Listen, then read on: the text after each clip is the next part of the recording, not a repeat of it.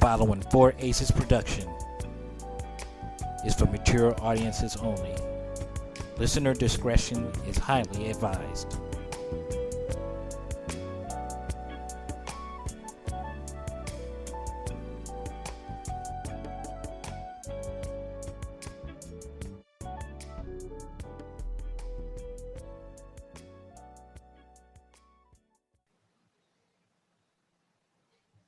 Hey, what's up? What's up?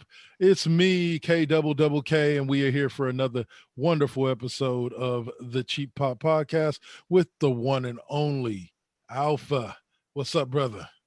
I'm here with my good buddy, and on this week, we're here to roll in with some more comics, some more TV shows, and that jazz on the cross side. And this week, we're going straight into the finale of Loki. Oh my fucking god! This was probably one of my favorite finales of anything that I've seen in a long time. I don't know about you, but I'm very fucking passionate about this. Episode 6. I'm just gonna call it the finale. He gave us everything we can possibly want, and I know there were a lot of people that were disappointed with it, and I understand their disappointment because I do understand how draining it can be when a third, if not more, of your episode is basically monologuing. Just talking, yeah. It's one dude just talking. But it was what he had to say that just made it worth my time, worth my dime, and worth my watch. Because oh my goodness, I can't remember the name of the actor who played He Who Remains, but amazing job. And this was all sandwiched in between a bunch of stuff that was going on with the TVA and Hunter and Morbius kind of realizing like what actually happened with the TVA. And yeah, man, like, yeah. It's I want to know where Ravana went, or I want to know where she went. Yeah, where she went. I was gonna say, good job bringing that one up. See, this is a great episode for review purposes because there was so much monologue. I think now we can take this real slow and pick it apart really well. So now we are on week how many of Alpha fucking calls it .jpeg. Very much so, sir. If I recall correctly, you said who is in that castle, and my shrug shoulder guess was probably Kang. Yeah. And now, of course, as it built up as it did, we found that out. But I do want to say before we delve into that, the buildup of having Tara Strong, the nastiest bitch in voice acting, end up being this little wonton waffle like fucking animated clock that chirps around and like it's like Navi from The Legend of Zelda, like constantly chirping and annoying the shit out of you, but you can't kill it because it's incorporeal. Yeah. It's great. It's great. And so using that to aptly build up the pure terror of what was coming was a really fun move, I think. No, I do. He thinks this is all you need to know. Who is he? He. Like, I definitely like the introduction, like bringing it in. Let's talk a little bit about this part, like as we're picking it apart. And I know I'm jumping ahead here, but we can get no, please, to the stuff before it early. We'll make sure we read everything. Go ahead. The process of introducing a character without ever saying the name, without really introducing, like I said, throughout the entire episode, he is only referred to as He Who Remains. He doesn't even refer to himself as who we pretty much all know he is, you know, and so it's and like I said to you off air a few weeks ago when we talked about it, like it left me saying, like by the middle of his monologue, it saying just fucking say it. Just fucking say your name. You know, come on, man. It literally got to the point of like, you know, like the Simpsons Bart meme. Like I said, just say it. I'm the conqueror. Yeah. Yeah. But yes, like it was definitely the most interesting way to introduce a villain, considering it was on the small screen. This wasn't like Mhm. Thanos at the end of Avengers. I'll do it myself then. Yeah. Like this wasn't, this was just a very subtle introduction to what will eventually become your master villain for phase 4. Mhm. And it was such a subtle and well done introduction.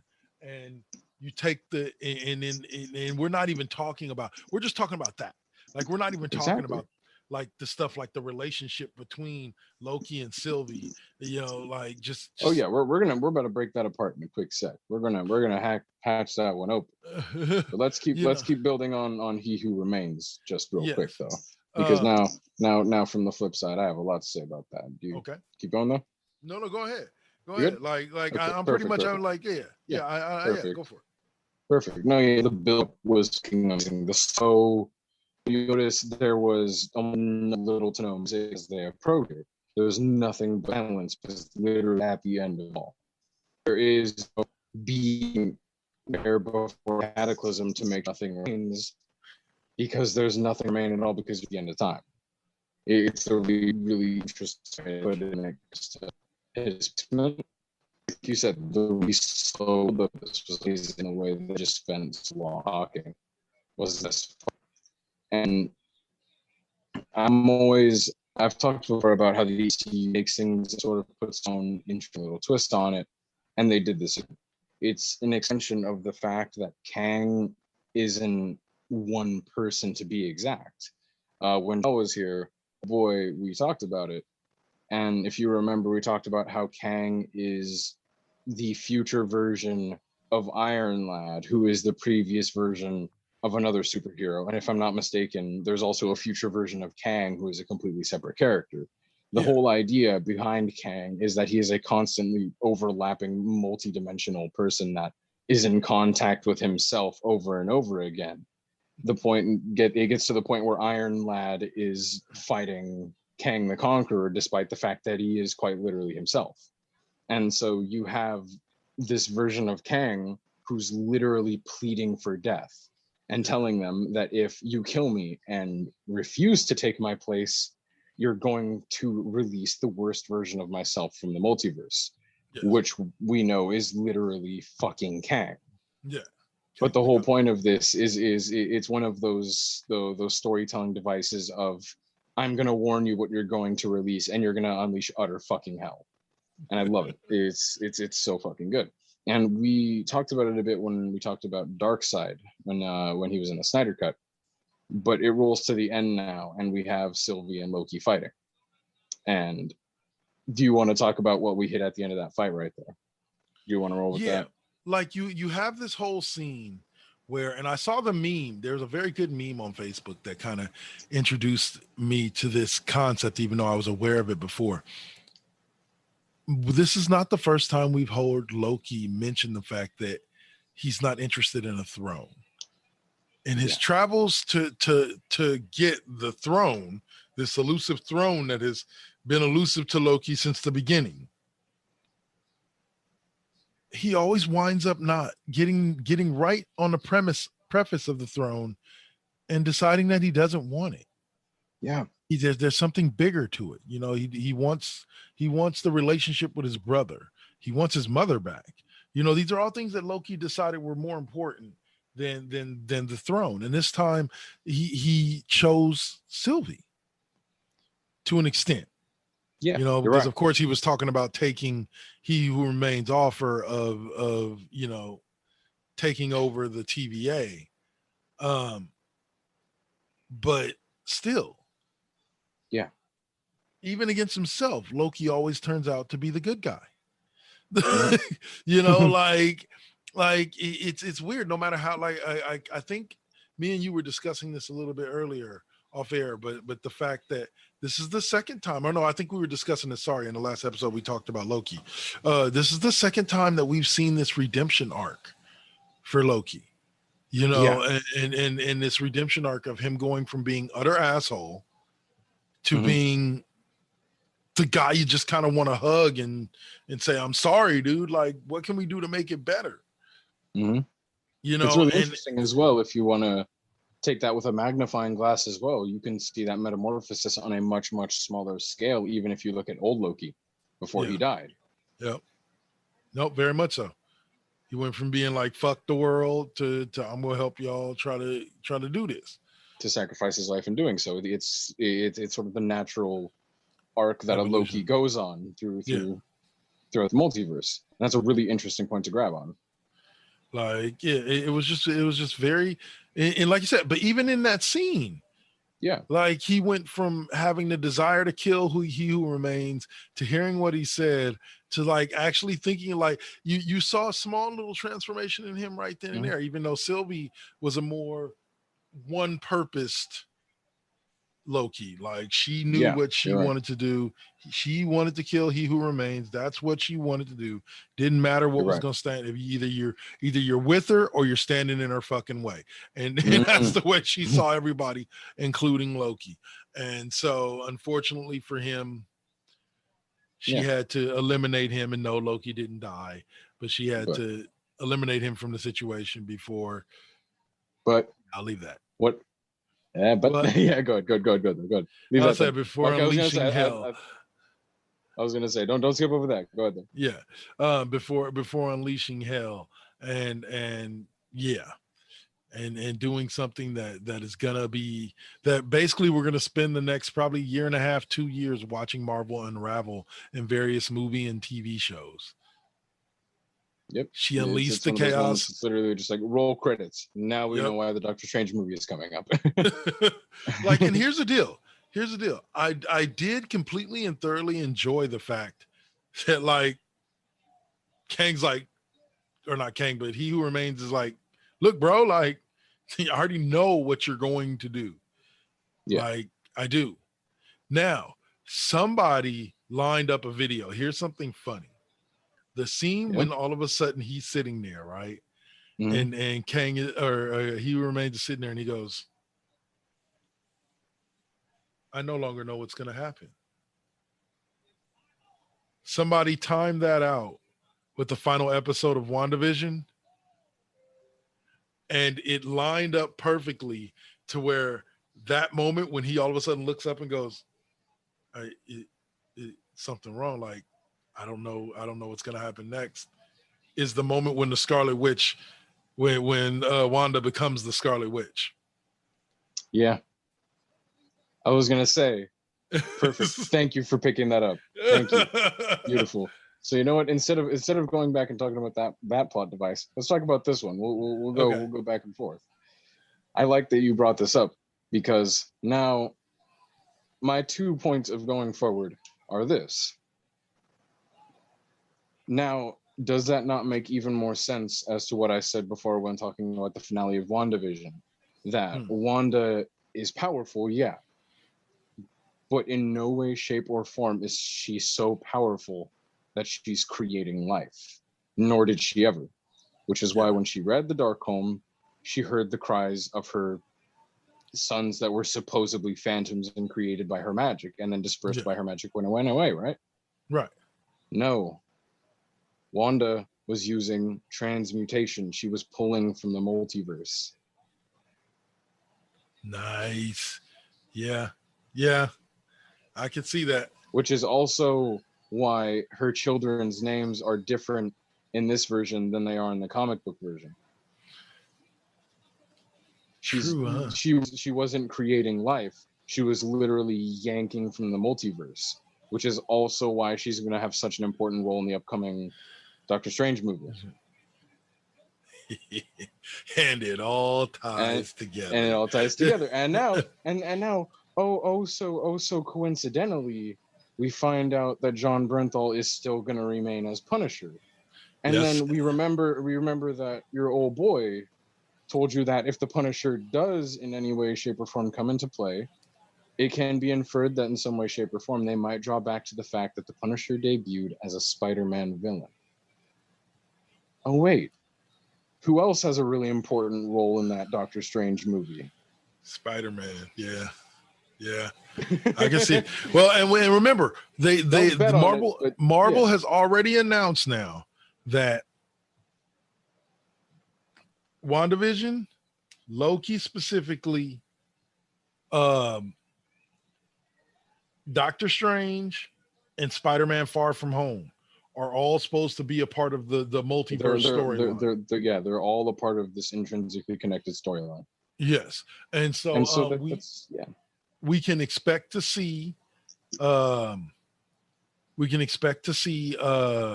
Charlie Cox Yep. make his MCU debut. Yeah, like it's about to get off, bro. Like It's realistically, how else could they introduce Frank Castle in? Yeah. How else? How That's how I see it. Oh, there's words that Vinny D's I was gonna say Kingpin is supposed to be making it. Yeah. Vincent D'Onofrio wants to come back. I heard the rumblings of that too, which is fucking because he was such a good Penguin. Wow, such a good fucking Kingpin. I forgot who they said Charlie Cox is supposed to be married to. His Daredevil's supposed to be married to in the MCU because she's got a show called Echo. I think they said it's coming up on Disney Plus, and Daredevil, after he makes his appearance in Far From Home, is going to be a series regular on the Echo show as her husband.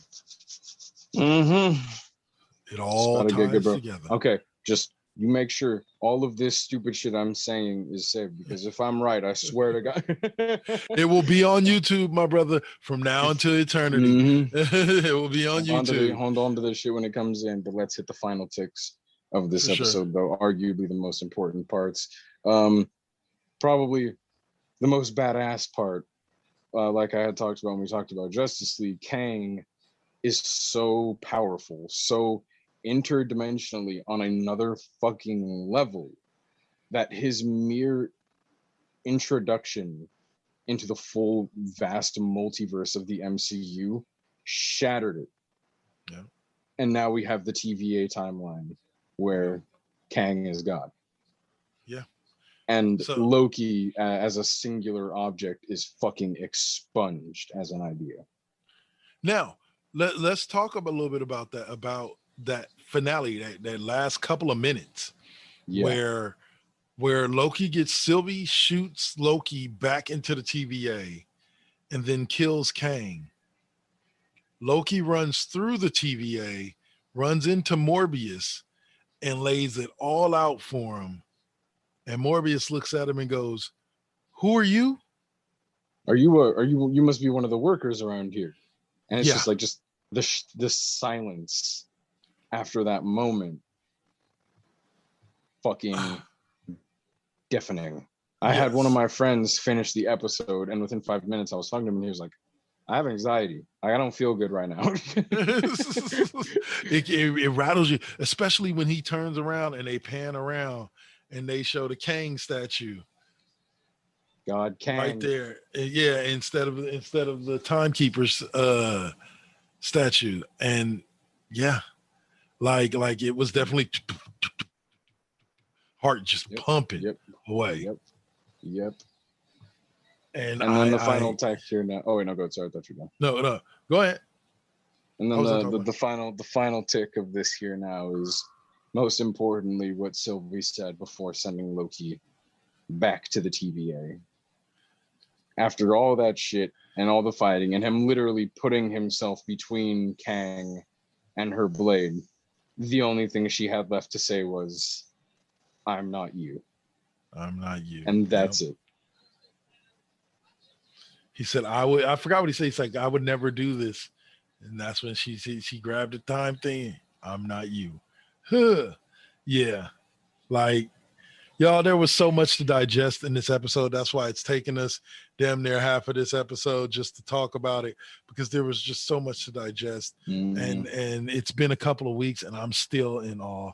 But I've been rewatching it with the Munchkin sheets because she didn't get a chance to watch it over at her mom's house, and she's been staying with me for a couple of weeks. So we watched episodes 1, 2, and 3 before she took off for a few days. She's going to be back in the next couple of days. We're going to watch episodes 4, 5, and 6, and I'm going to watch her mind go. Hell yeah. Yeah, in that exact moment, my SO slapped me right in the chest and was like, "I told you that bitch was Enchantress."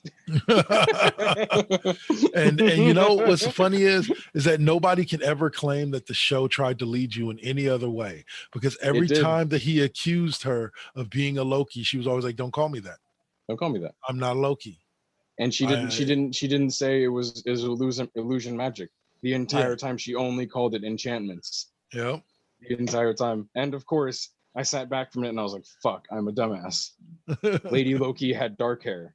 The entire time she had a full set of blonde hair the entire time. Mm-hmm. And we they duped our asses like they did with Pietro. Under the rug, Vince Russo swerve, motherfucker. And it was another good one too. It was another complete good one, because I'll tell you this, I couldn't have been happier with the end result of that particular, whatchamacallit. Yeah. That whole arc.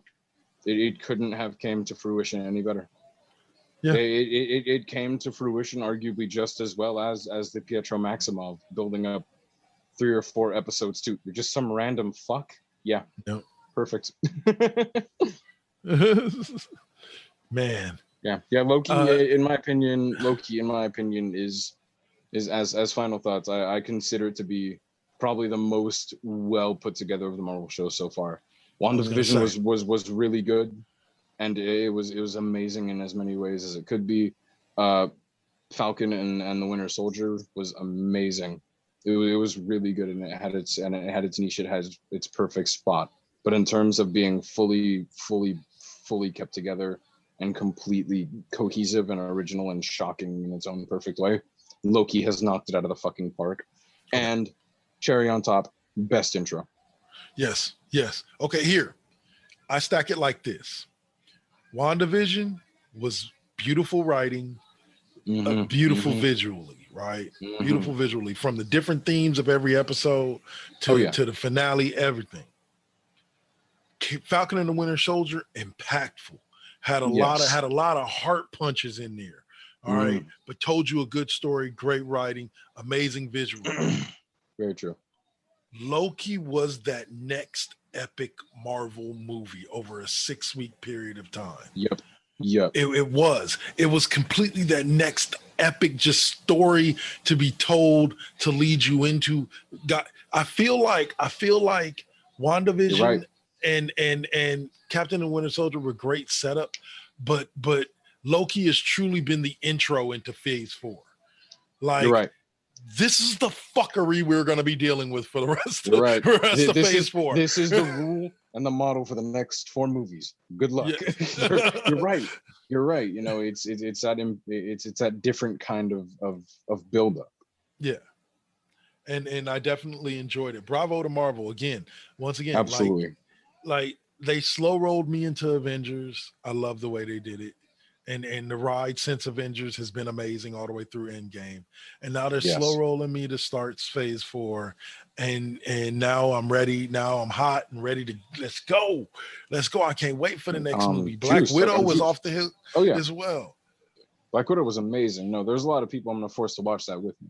But in the midst of saying it like that, I've told many people, like, I have a lot of people that I know who haven't watched the show yet, and I literally tell them, if you add up the runtime of every episode all together, it literally makes up one fucking movie, and the longest one is still shorter than Endgame if you watch it all in one go. Yeah, it's not that hard, and when you watch it that way, I think it actually might be better. I might try watching the whole shows just like that, because it might be more digestible as a fucking movie. That's pretty badass, I think. I'll tell you this, before the next Marvel Phase 4 movie, which I believe is Doctor Strange, comes out, I will be rewatching all of these series, kind of like back to back to back to back to back. Comb it through and grab everything. You're right. Exactly. Like, so then that way, when I step into that movie, I will be all caught up, because that's something that Marvel has a tendency to do. They space they shit out so well that you end up, okay, wait a minute, I gotta watch something to remember where the fuck we were, like, and catch up on where the fuck we were going into this movie. All right, cool. Absolutely. But yeah, so we got less than a minute left. We're gonna take our first commercial break. Guys, join us on the second half for what was it? RAGNAROK We're gonna talk a whole load of stuff. We're gonna talk some Yeah. Ragnarok. We're gonna talk maybe some anime. We'll see. Yeah, we'll see. A lot of fun stuff for the final half. All right, y'all. So y'all are listening to the Cheap Pop Podcast right here on 4 Aces Presents Radio Network, or Double KK Double Network if you're watching on YouTube. Spreaker.com. We got shows out there. The Saint doing his thing. He should be back soon. We got Miss Toy. We got Brick. We got Mr. Deacon. Mm-hmm. We got all stars around here. So keep listening in. And myself, I do a music show too, y'all. Just a little show. See y'all later. Peace. Peace. You're listening to the Cheap Pop Podcast right here on the 4 Aces Presents Radio Network. Spreaker.com, iHeartRadio, Spotify, Apple Podcasts, Google Podcasts, and wherever you may find your favorite podcasts. From the galactic depths of the comic book universe comes the ghosts of the stratosphere, ready to galvanize and energize your mind with the latest of comic book news and reviews. And why are you stopping me? Yes, that's much better. Hi, this is Andy Larson for Ghosts of the Stratosphere. Join me every week along with my co-hosts Rob Stewart and Chad Smith, as well as a cavalcade of fantastic comic book guests, as we dish out heaping helpings of the greatest and latest of comic book news and reviews. New shows posted every Tuesday with bonus shows every first Friday of the month. You can find us on iTunes and Stitcher under Ghosts of the Stratosphere, as well as on our website, www.gotstratosphere.com. Hope to see you soon, folks. Game ticket, $50. Hot dog, $8. Team store item, $25. I told him I can beat him with one hand tied behind my back, with some glasses on, with one eye lens out, with some flip-flops on in the ring. Having to listen to someone's dumb sports opinions? Worthless. Some people shouldn't talk sports. For everyone else, there's the Unspoken Podcast, available on most podcasting platforms, and on the web at theunsportspodcast.weebly.com. Hey, and we're back, y'all. That's me. That voice you hear and that pretty face you see is the one and only Double KK Double, and I am here with that brother from another mother, Alpha. What's up, bro? We're doing great today. We're going to keep this Norse train rolling on through like we did last time and go straight into Ragnarok. We've been reviewing that 2 episodes in a row now in this half of the show, and I personally, I'm in fucking love with it. I'm really happy that you recommended to me this, because it's fucking amazing. They jam-pack so much shit into each episode, and I love that. Each episode is jam-packed with so much shit, so many elements, so many different plot pieces all coinciding at once. And that's a really good thing, actually, because I'll roll into it as we roll along here, but it does a great job of making the world that they're creating here feel very alive. It's important when it comes to world building that you make it feel as if this world could still keep going or was completely just fine beforehand without the introduction of the main characters. And it does a great job of establishing this very living world and history of this place. By this point, we're mostly just dealing with the death of Isolde still. The entire school is now in shock, and everyone is completely aware of the fact that Nagni is the only one and is the last one to have seen her alive at that point. And this is first come in his harshest way when he goes straight back to school and is immediately met with, why did you even leave her alone? And they're like, why did you even leave her to be there alone in the first place? Which is fucking horrible. And I really do enjoy that there was like a 5 or 6 minute gap before they even had him go back to school in this episode, because it shows that before he went to school, he didn't even see it that way. Of course, he was guilty and it was on his mind constantly, but only up until that point, he didn't think about it in the way that, like, why wasn't I there to save her? And I think that's a really, really important part of this episode. I found it really interesting. And as you find out more and more about what's going on, it's going to make a little bit more sense, because at this point, you kind of know what happened to Isolde, but you don't really know until you get later on in the season.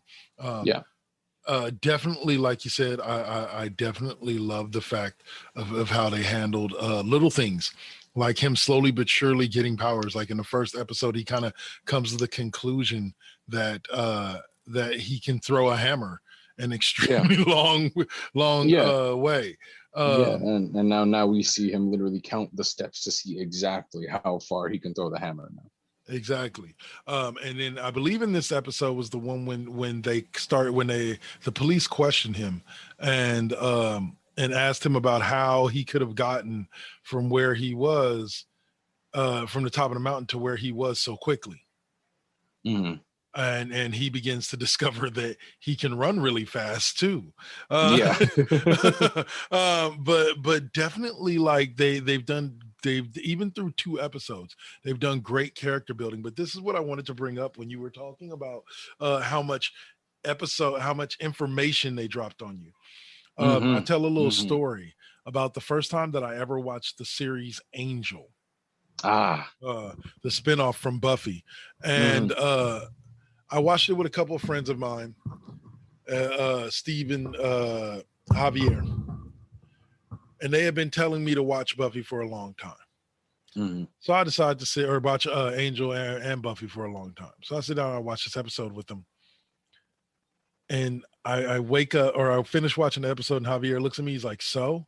And I literally look at him and I do like this.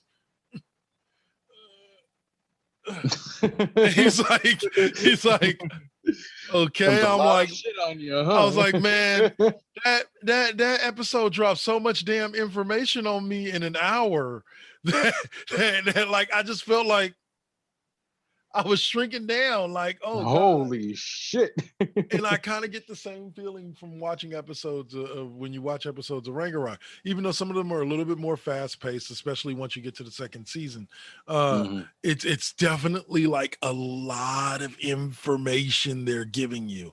And trust me, here's the thing about it. Unlike a lot of other television series who might throw 1 or 2 points at you that are poignant to later in the series, a lot of what they're giving you now is going to be poignant to what happens later on in the series as you continue to watch. So like, so there's a lot of like look back and aha moments that come up during you know what I'm saying, that during the series as you continue to watch it. Episode 2 in particular, like you said, gives you a lot of information. This is where we kind of see the emergence of Lawrence as more of a fluid individual, of a genuine trickster. Yeah, perfect. Yeah, well, right into you that. know, and you begin to see his, like you said, his playfulness, I would call it. You know, and I thought that it was handled so perfectly from an acting standpoint, as far as how the character was written throughout this episode, to definitely show that he is somebody that you should pay attention to, despite the same things not happening to him that are happening to Magna. Loki's a character you should care about, and I thought that this was one of the episodes that definitely set the foundation for that. Yeah, you're right. You're absolutely right. You know, throughout these 2 episodes, you can see there is an underlying theme that they have running with him from the very beginning. Like I said, you can see him go from someone much more silent in the beginning as someone who is much more boisterous and loud and trying to fuck around now. And that's very important. Whereas you see Magna become much more heroic and bold chested and ready to hold motherfuckers against a wall now. You see that it's literally hitting on men now. You see him going towards a sexual demeanor, which is really important when talking about the character of Loki. Don't care about what anybody says. It's very important that things like Jormungandr, the great world-eating snake, is a child of Loki, because Loki makes it an honoring thing in mythology to turn into said species, have sex, and create a weird half-god offspring. It's that on-running theme. It's like the whole Zeus fucks everything joke in Greek. Yeah. It's that. Yeah.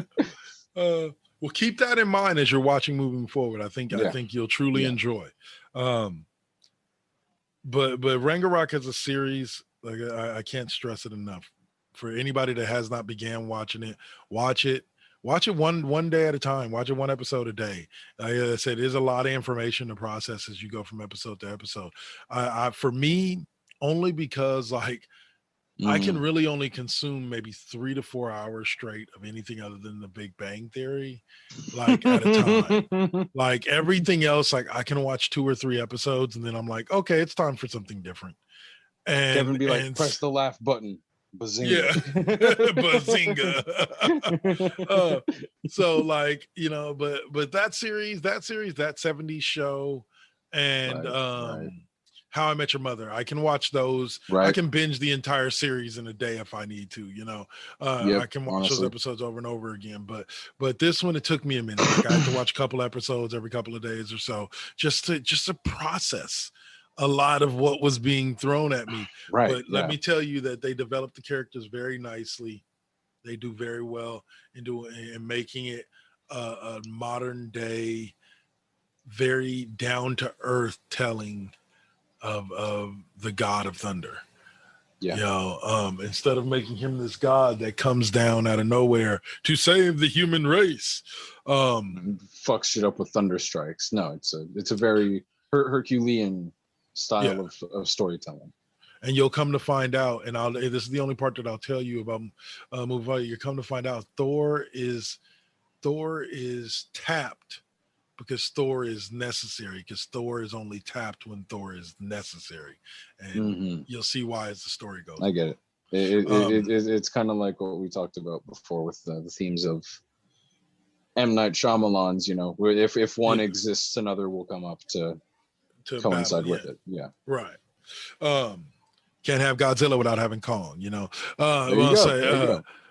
All right, so definitely put the stamp on it. Don't want to go any more into it. Is there any last words you have on Ragnarok? Nope. Last words on Ragnarok. Let's keep going into the next episode, though. Okay, so I just wanted to take a quick second to talk a little bit about a movie that I saw this weekend. Over the past 3 weeks, my significant other has kind of got me into the Conjuring series. We watched 1, and then we watched 2, and then last night or night before last, we watched Devil Made Me Do It, which was the 3rd one.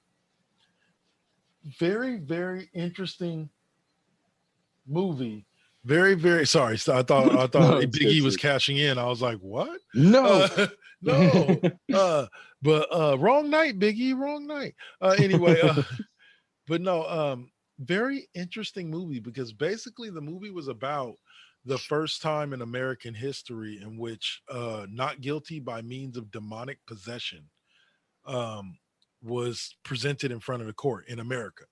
It had been done a couple of times in Europe, but this was the first time in America. And the Warrens, Ed and Lorraine Warren, of course, were on the case and there to help prove this guy's case. Now, mind you, he still didn't end up getting off, not to give away too much of the ending, but that's not really the point of the movie. If you go look at your history books, you can go find out whether or not he got off or not. Pretty famous tale. Like when people are like, bro, here's the spoiler for GoldenEye. But no, it tells a tale of it was like literally the only murder to ever happen, or not the only, I don't know about to date, but or to today, but to that date, which was in like the early 80s, like 192 or 124 years or something like that, that town had been around. Nobody had ever been murdered, but this was the first murder case, and this was some crazy shit. Like I definitely give them an A+ on special effects. There's not a lot of what I call jump scares where things jump out at you. You know, I hate movies that have too much of that, because like, I don't want to be doing this the whole movie and feeling like I got a twitch or something, you know? Like, you know, it was the perfect balance of scare and suspense. You know, a lot of showing you suspenseful things happening without necessarily showing you the big bad chasing somebody down the hall, you know, and unlike the other movies, they were dealing with demons, but these demons were being summoned by a human, by a Satanist. And so one of my favorite actors of all time, damn it, I can't think of his name, but he played Walter Bishop on Fringe. He played he's been in hella shit, but he plays in this movie and plays the role well. But like I said, very, very good movie. I would recommend for people to see it. It's not my recommendation for this week. We'll come to that when we come to that. But I would definitely suggest that they check it out. Yeah, man, I'm really glad you brought that up. You know, I have a lot of talks. I don't talk about it a lot, but I do look at a lot of the intricacies of horror in movies as much as I look at the rest of the things that we take apart. And I think it's really important to break down horror like that too, you know. And I do hate a jump scare ass movie. I hate that shit. There's a difference between being a jumpy movie and being a cheap horror movie and using it to your advantage. And modern horror movies have sadly boiled down a lot to too many jump scares and being just a fest of how many times can I surprise you. Whereas The Conjuring is as well known as it is in the horror section nowadays because it does a great job of focusing on building horror through setting, ambiance, and build-up. It's really, really important how it does it, and it's great. I love that they pick true stories that actually did happen to twist them into their very, very morbid tales. But yeah, obviously the whole ring of this story is famously that this is the story where in court his defense was the devil made me do it. Yeah. Hence the title of the movie. And what's funny is when you see the movie, like I said, the special effects are the special effects. They got to Hollywood it up, but everything else about this story pretty much is true. You know, and the Ed and Lorraine Warren investigated this case and found out what they found out and brought it to the courts, you know, and to help prove that this man was possessed when he went off on this rampage and killed this man. But the Conjuring movies in general, like I said, they seem to have a consistent theme of Ed and Lorraine battling the demon. But they do a very good job of,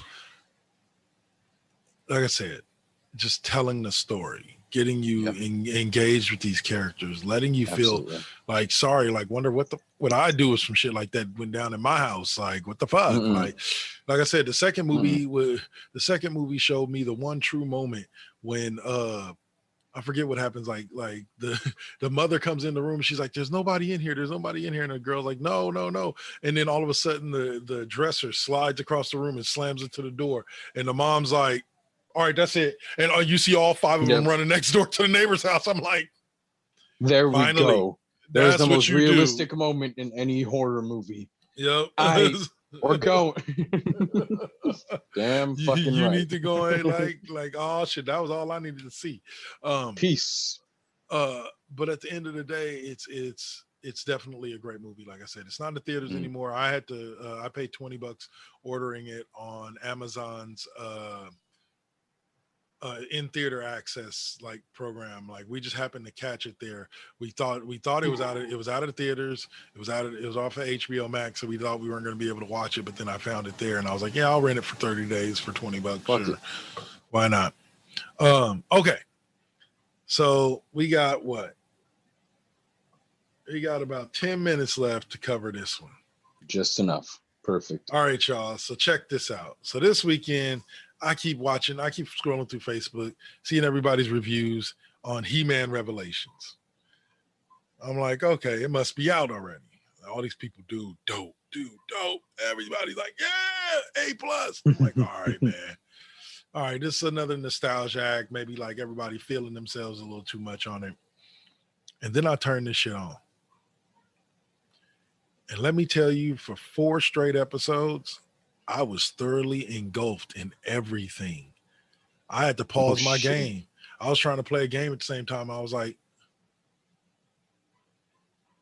and just staring, because everything that was happening was just like, wow.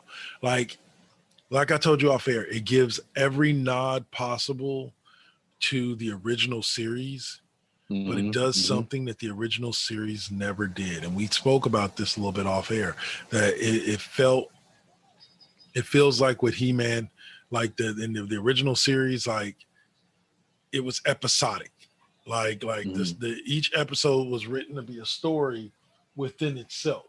You know, they weren't really telling a grander overall, maybe over 1 or 2 episodes, they tell a grander overall story, but every episode really encompassed in itself.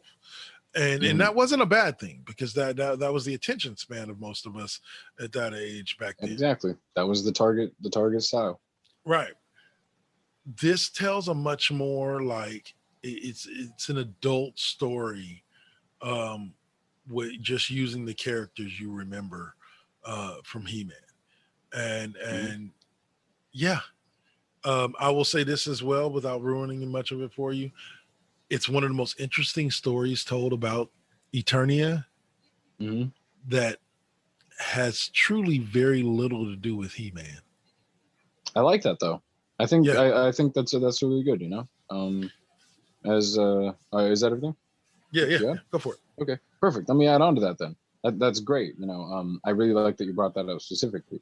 Now, I haven't started the show just yet. Next time we come around, I'll be able to give some insights on it, having watched it myself. But for now, what I can do is give insight as somebody who has watched literally every other Netflix-produced anime up to this point. Okay. And I'll get into the one I'm watching currently. I'll get into that a little bit later. But I've told you before, I am very, very privy to Castlevania, which is arguably their most popular title of this style. I've watched Kengan Ashura, I've watched Baki and Devilman Crybaby, and now I'm currently watching Beastars. These are all the next Netflix branded products of anime. It's very important that I say this, because these are produced by Netflix. These are not produced by someone else and then put on Netflix. Like Bandai or something. No. This is products bought by Netflix, and then they produce them. And I say this because they bring this very important level of care to these shows that is really apparent. And they choose a very specific visual style when representing them. They have this 3D style, which is incredibly fluid. And it's the style that they've used for the He-Man show, from what I've seen now. And now they have this 3D style that you see in Kengan Ashura and Beastars, which is kind of choppy in its own ways, but I promise it'll grow on you. But for the sake of this case, I do want to put a focus on how good the 2D art style is for the way that Netflix put these animes out. They are incredibly well done. They look so sleek and smooth, and fight scenes are done amazingly. And even when focusing down on the Castlevania show, they do an amazing job of not making it the Trevor Belmont show. Whereas Castlevania traditionally, is about the Belmonts. As you go along the show, there actually starts to be whole entire episodes where there isn't a Belmont on the entire show. And it's just the side characters, and it's just about them. And those are some of the best episodes of the show. Not because it deviates from the norm, but because it's just so focused on the storytelling and the passionate storytelling of that specific line and arc. So I have a lot of faith in it being so good because of that, like visually and structurally. And as we know through his infamous View Askew verse, the 5 movies, Kevin Smith is an amazing storyteller when it comes to linking to bigger storylines and long-term storytelling and payoffs. Absolutely. Because I will tell you this, if you get to episode 5 of this series and your jaw doesn't go at that finale, you have no bones in your jaw. Like you just don't have a jaw, man, because I'm ready. Because your jaw should drop, because I know mine's did. I can't wait for the next 5 episodes or however many they give us that'll complete season 1. This was season 1, part 1. And I will also just do a quick side recommendation on this particular subject. Good. If you are going to watch all 5 episodes, just like I told you earlier, be sure to watch the He-Man and the Master of the Universe Revelation after show with Kevin Smith and one of the actresses, the actress that voices Amanda, and the producer, the guy who helped produce the show. It's all of them talking to all the different actors that voice the different parts and what they went through in making the show and so on and so forth. So I would suggest watching that if you watch the He-Man on Netflix as well. Absolutely. All right. So recommendations is the last thing for us to do.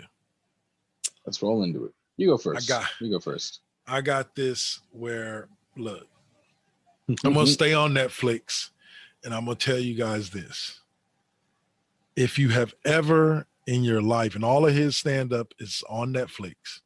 So if you have ever in your life, I've had the honor of seeing the man live, watched a stand-up comedian by the name of Gabriel Fluffy Iglesias. No relation to Enrique.